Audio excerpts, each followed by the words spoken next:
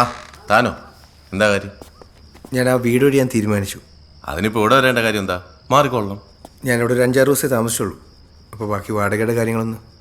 ഓ, അതിലൊന്നും ബാക്കി ഉണ്ടാകത്തില്ലെന്നേ. അതൊക്കെ ആദ്യമേ പറഞ്ഞാണല്ലോ. ബാക്കി ഉണ്ടാകത്തില്ലെന്നോ? ഒരാഴ്ച താമസിച്ചിട്ട് 6 മാസത്തെ വാടകയോ? ഇതെവിടുത്തെ ന്യായം? ഓ, എന്നാ നീ നോക്ക് വാങ്ങാൻ പറ്റുമോ എന്നോട്ടോ. ബാക്കി കഴിക്കാൻ പറഞ്ഞു.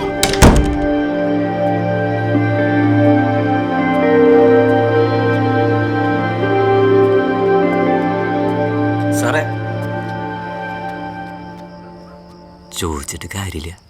പരമനാറിയ നയാ പൈസ കിട്ടില്ല. സാറാ വീട്ടിൽ നിൽക്കണ്ട. കാശ് പോണം നോക്കണ്ട. വേഗം അവിടുന്ന് മാറിക്കും.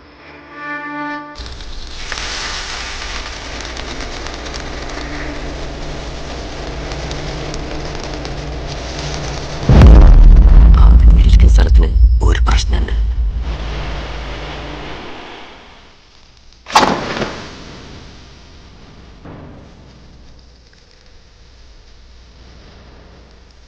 അന്നവിടെ വീട് വഞ്ചിരിക്കണം അച്ഛൻ ഒരു കാഴ്ച കണ്ടു. ആ വീട് പണിയുന്നതിന് മുമ്പ് അതൊരു ശാപമായിരുന്നു.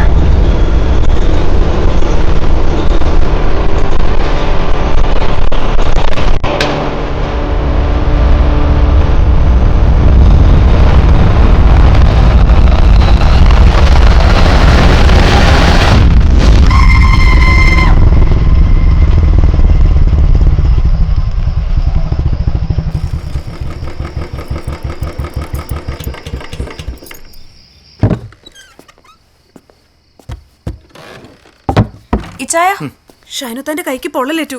അമീർക്ക് ആശുപത്രി കൊണ്ടേക്കുവാ. ഉമ്മച്ചയും പോയി. പിള്ളേരോ? ഭയങ്കര കരച്ചിലായിരുന്നു. ഒരു തരത്തിൽ ഉറക്കിയത്. കൊച്ച്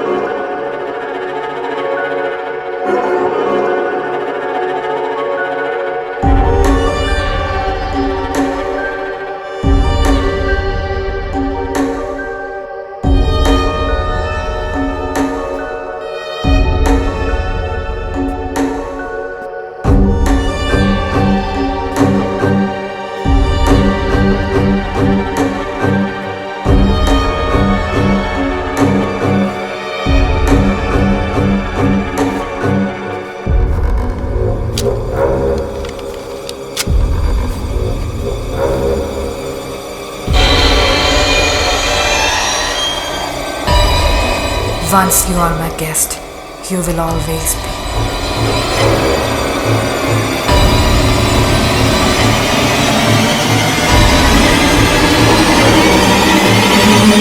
പേടിക്കാനൊന്നുമില്ല. 2 മണിക്കൂർ ഒബ്സർവേഷൻ കഴിഞ്ഞ് റൂമിലേക്ക് മാറ്റുന്ന ഡോക്ടർ പറഞ്ഞേ. ശരി.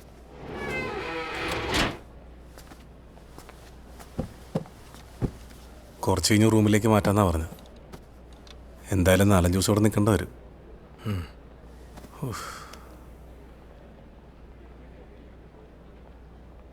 ഈ കൂടുതൽ ആളുകൾക്ക് എന്തെങ്കിലും പറ്റുമ്പോഴാവല്ലേ നമ്മൾ കൂടുതൽ വിഷമിക്കുന്നത്.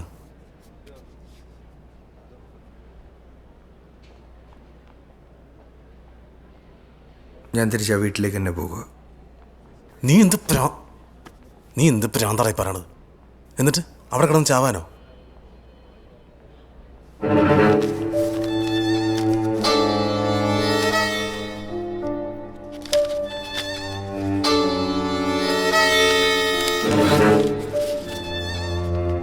നിന്റെ വീട്ടിലേക്ക് വന്ന ഈ നീതി എന്നൊരു ഒളിച്ചോട്ടമില്ല. എന്തുവന്നാലും ഫേസ് ചെയ്തേ പറ്റൂ. അല്ലെങ്കിൽ പിന്നെ എൻ്റെ അപ്പനും അമ്മയും ചെയ്ത പോലെ ചാവണം. അത് ഞാൻ ചെയ്യില്ല. ഞങ്ങളിതുവരെ ഒന്നും ജീവിച്ചു തുടങ്ങിയിട്ടില്ല. അവിടെ ചെന്നിട്ട് ഇന്ന് രാത്രി വരെ സമയമുണ്ട്. ഫ്രെഡി ആരാന്ന് കണ്ടുപിടിക്കാൻ. എൻ്റെ അറിവിൽ ഒരു 80 ഈ സ്ഥലം കടൽ കയറിപ്പോയതാ. ഒരു 8-10 കുടുംബക്കാർ എല്ലാം ഉപേക്ഷിച്ച് കടൽ കയറിപ്പോ എവിടേക്കോ പോയി. പിന്നെ കുറേ കാലം ഈ സ്ഥലം വെറുതെ എങ്ങനെ കിടന്നു. ഒടുവിൽ കടൽ ഭിത്തി വന്നപ്പോഴാണ് തോമസാറ് പട്ടയൊക്കെ ഉണ്ടാക്കി ഇത് അയാളുടെ സ്വന്തമാക്കിയത്. അതിനു മുമ്പത്തെ ഫ്രെഡിന്നും റോസെന്നൊക്കെ പറയുന്ന ആളുകളെ കുറിച്ച് എനിക്ക് യാതൊരു അറിവുമില്ല.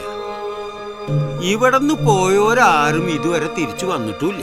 അന്ന് അവിടെ വന്നിരുന്ന അച്ഛൻ പിന്നെ അധികാരം ഇവിടെ നിന്നില്ല. അച്ഛൻ ഇത് പലരോടും പറഞ്ഞു തുടങ്ങിയപ്പോൾ തോമസ് സാർ സ്ഥലം മാറ്റിയെന്ന പറച്ചില്. പിന്നെ കപ്പ്യാര് മാറിയിട്ടില്ല, അതേ ആളെന്നെ. ആളെ പോയി കണ്ട നിങ്ങൾക്ക് ചിലപ്പോൾ എന്തെങ്കിലും അറിയാൻ സാധിക്കും. അന്ന് ആ വീട്ടിൽ നടന്ന സംഭവത്തിന് ശേഷം അച്ഛൻ രൂപതയിലൊക്കെ ചെന്നിട്ട് ഇതിനൊക്കെ പറ്റി സംസാരിച്ചിരുന്നു.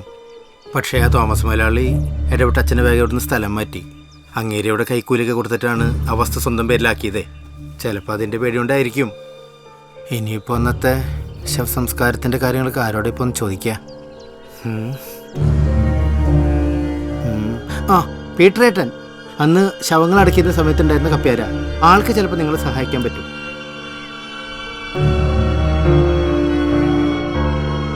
തോമസിൻ്റെ വീടിൻ്റെ ഇടത് ഭാഗം, അവിടുത്തെ ഒഴിഞ്ഞിടങ്ങൾ. ആ സ്ഥലത്തിനൊരു ചരിത്രമുണ്ട്.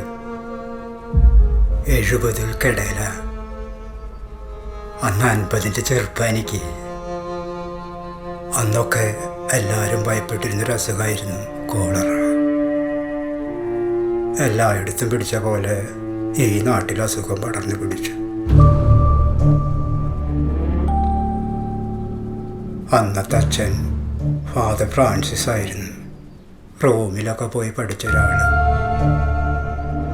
ഒരുപാട് പേരെ ഒന്നിച്ചടക്കിയതിൻ്റെ അടുത്താണ് നിങ്ങൾ ഈ പറയുന്ന വീട്. അന്ന് ആ ദുരന്തത്തിന് ശേഷം പിന്നെ അവിടെ ആരും അടക്കിയിട്ടില്ല.